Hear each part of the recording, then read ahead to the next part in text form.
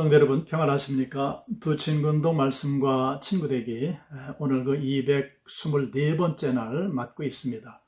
자, 오늘 우리는 누가복음 5장부터 9장까지 말씀을 함께 읽고 묵상하겠습니다. 자, 먼저 오늘 거룩한 주일입니다. 귀한 예배를 통해 하나님 주시는 은혜가 충만히 넘쳐나시기를 주님의 이름으로 축복합니다. 그리고 이미 알려드렸습니다마는 이 코로나19 사회적 거리 두기가 3단계로 하향 조정이 됐습니다. 그래서 20%까지 예배 참석하실 수가 있습니다. 우리 교회 같은 경우에는 이제 60명까지 나오실 수가 있습니다. 예, 교회 조금씩 이렇게 나오시면 되겠습니다. 대면 예배로 혹은 비대면 예배로 하나님 앞에 영광 돌리실 때에 오늘의 말씀의 제목이 내게 복이 있으리라 하는 그런 그 제목인데요. 여러분들 가정 가운데 하나님 허락하시는 복이 넘쳐나시기를 주님의 이름으로 축복합니다. 자, 그럼 누가복음 들어가겠습니다. 자, 오늘은 누가복음 장별로 들어가기 전에 누가복음의 구조에 대해서 먼저 설명을 드리도록 하겠습니다. 자, 누가복음은 한 특징을 가지고 있는데 예수 그리스도의 사역의 성취로서의 복음서다 하는 그런 별칭을 가지고 있는데요. 그 예수님의 사역의 성취 증거를 잡아서 누가복음을 3부분으로 즉 세문단으로 나눌 수가 있습니다. 자, 먼저는 1장부터 9장까지 해서 하나님의 아들 되신 예수 그리스도의 증거가 기록되어 있고요. 10장부터 21장까지는 하나님 나라 증거에 관한 말씀이 있습니다. 자, 그리고 22장부터 24장까지는 아시는 대로 예수님의 순환사이죠. 그래서 구속주로서의 사역을 완성하시는 그런 말씀들로 기록이 되어져 있습니다. 자, 그러니까 오늘 누가복음 5장부터 9장까지니까 하나님의 아들이신 예수 그리스도의 증거에 관한 말씀이 이제 기록이 되어집니다. 자, 5장부터 9장까지 말씀을 조금 더 세분해 보면 5장부터 7장까지는 속죄 능력의 증거가, 그리고 8장부터 9장까지는 통치 권세의 증거에 관한 말씀이 기록이 되어져 있습니다. 자, 그럼 이제 장별로 들어가 보겠습니다. 자, 먼저 5장입니다. 5장 1절 이하 말씀은 아주 유명한 우리가 잘 아는 말씀이죠. 어부들이 예수님을 따르는, 즉 제자들을 부르시는 그런 장면이 기록이 됩니다. 깊은 곳으로 가서 그물을 내려 고기를 잡으라 할 때에 많은 고기를 잡게 되죠. 베드로가 깜짝 놀라서 예수님 앞에 무릎을 꿇습니다. 주여 나를 떠나소서 나는 죄인으로소이다 하는 이런 고백이 있었죠. 12제자를 부르셨습니다. 자, 12절 이하 말씀에서는 문둥병자를 고치시는 예수, 그리고 17절 이하에서는 중풍병자를 고치시는 예수 그리스도의 기록이 있습니다. 그리고 27절 이하 말씀을 가보게 되면 마태를 제자로 부르시는 그 사건이 기록이 되어져 있습니다. 자, 그리고 6장으로 넘어가는데요. 자, 6장 1절 이하 말씀을 가보면 제자들이 그 안식일에 미리삭을 잘라서 부벼서 먹은 그 사건이 있죠. 자, 그래서 6절로 넘어가면은 안식일 논쟁입니다. 거기서 예수님 유명한 말씀을 하시죠. 인자는 안식일의 주인이다 하는 말씀. 자, 그리고 6장 12절 말씀 보면 이제 12제자를 공식적으로 사도로 택하시는 그런 말씀 기록이 되어져 있습니다. 자, 그리고 6장 17절 이하에서는 마태복음 5장에서는 산상설교라고 하는데, 자, 누가복음에서는 평지설교라고 이름을 붙입니다. 그래서 17절 이하에서는 평지설교가 기록이 되어져 있고요.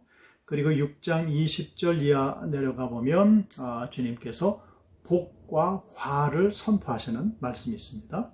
그리고 6장 27절 이하 가보면은 원수를 사랑하라. 그리고 그 유명한 황금절에 관한 말씀을 주시죠. 31절에 남에게 대접을 받고자 하는 대로 너희도 남을 대접하라.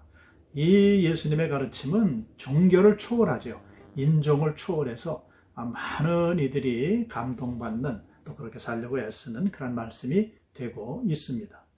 자, 마태복음이 우리가 아는 대로 심령이 가난한 자에게 복을 선언한 것에 비해서 자, 이 누가복음에서는 가난한 자에게 복을 선언하는 것으로 되어 있습니다. 같은 말씀 같은데 이 말씀들을 잘 분석을 해보면 그 내용이 좀 다름을 알 수가 있습니다. 자, 이런 것들은 설교 시간에 설교 내용으로 들으시면 좋을 것 같습니다. 자, 그리고 39절 이하 말씀 내려가 보면은 내 눈 속에 있는 들보를 깨달으라. 예, 참 우리에게 주시는 아주 값진 교훈의 말씀이죠. 내 눈 속에 있는 들보를 먼저 깨달으라. 그리고 46절 이하 가면 말씀을 듣고 행하라 라는 말씀을 주십니다.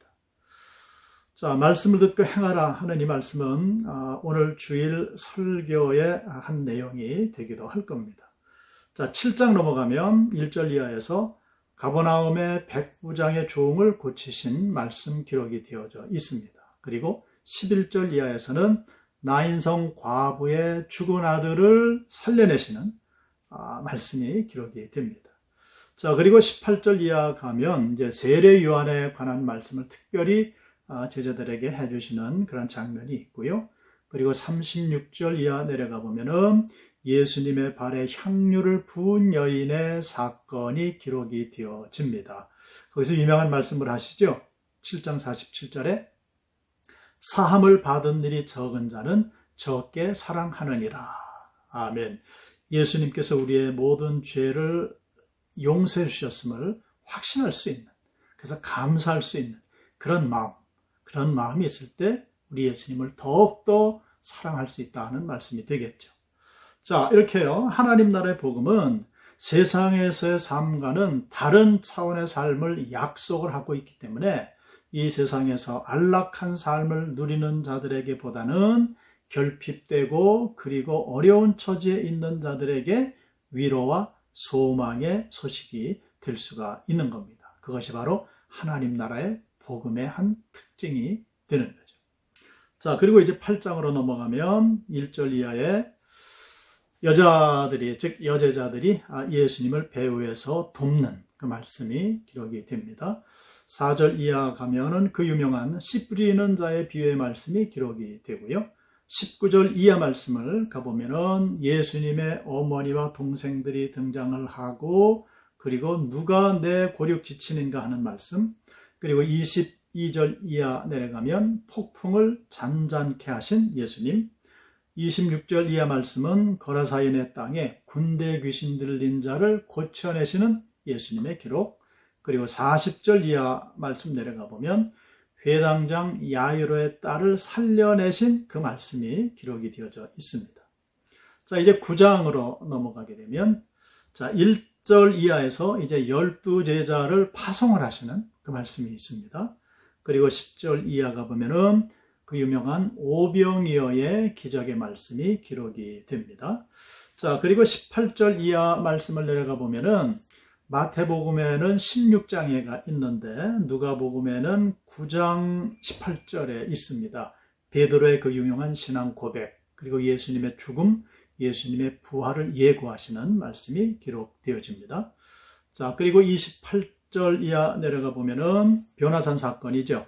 영광스러운 모습으로 변화되신 예수 그리스도, 그리고 37절 이하 말씀을 이제 가보게 되면 그 변화산 아래에서, 그러니까 베드로, 야고보, 요한을 제외한 9제자가 귀신 들린 아이를 고치지 못하고 당황스레하는 그 제자들의 모습이 나오고요. 그 아이를 예수님께서 고쳐내시는 그 말씀이 기록이 되어집니다. 그리고 57절 이하에서는 나를 따르라, follow me 하시고 제자들을 그리고 이끌고 가시는 예수님의 모습이 기록이 되어져 있습니다. 그래서 여기까지 이제 9장 말씀 봤는데요. 자, 서두에서 말씀을 드렸습니다. 9장까지의 말씀은 하나님의 아들 되신 예수 그리스도의 증거들을 이렇게 쭉 기록을 하신 겁니다. 각종 병든 자들을 고치시고 귀신을 쫓아내시고 그리고 죽은 자를 살려내시는 그 예수 그리스도는 하나님의 아들이시다는 그런 증거를 우리에게 나타내 보여주고 있습니다. 자, 기도하겠습니다. 아버지 하나님, 이제 누가복음 시작해서 두 번째 시간을 우리가 맞았습니다. 자, 1장부터 9장까지 하나님의 아들 되신 예수 그리스도의 증거에 대한 말씀들이 기록이 되어 있음을 우리가 볼 수가 있습니다. 자, 이런 말씀들을 우리가 읽고 묵상할 때에 하나님의 독생 성자 예수 그리스도 아끼지 않으시고 이 땅에 보내주셔서 우리로 구원받게 하신 하나님의 그 큰 은혜와 그 사랑에 늘 감격하며 주님의 말씀을 온전히 순종하며 허락하시는 귀한 복을 받아 누리는 우리 모두가 되게 하여 주시옵소서.